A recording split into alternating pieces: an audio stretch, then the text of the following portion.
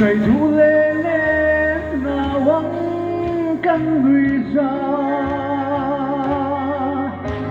Ang siya'y lendang rin ngayon fi.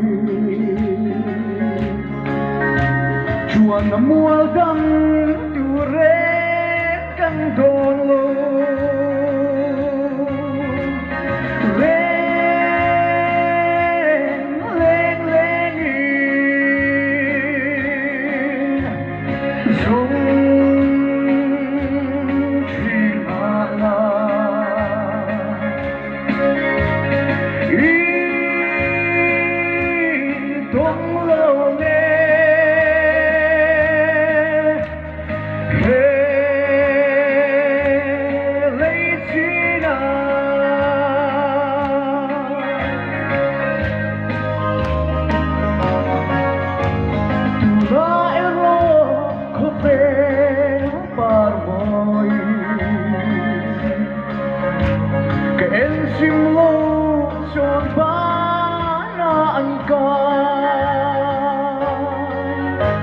Isang turen kato sigamlo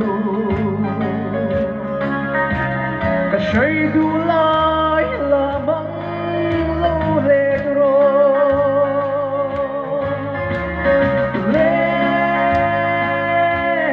Leng-lengin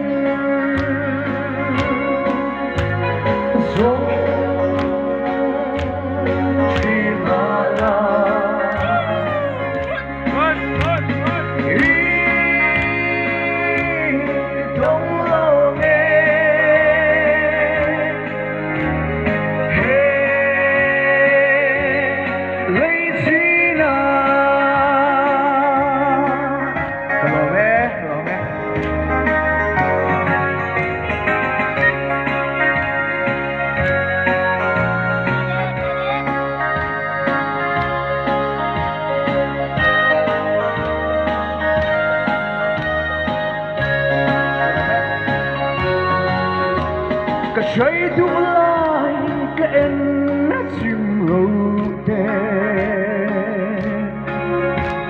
Koya suanlay kung zalchin si mo Isun le azuan iyang rin mga ito Van huay helay sinaan omlo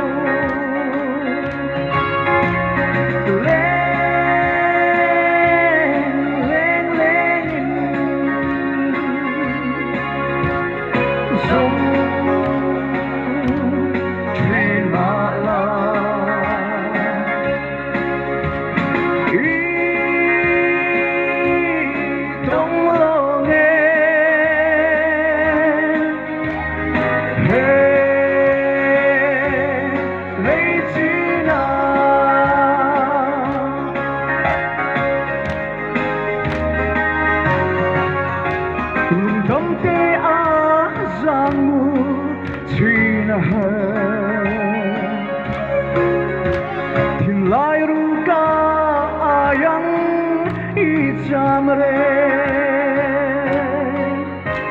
Shinun suang mo karmin lodan le Isule zua nawang kan chape Kan vaino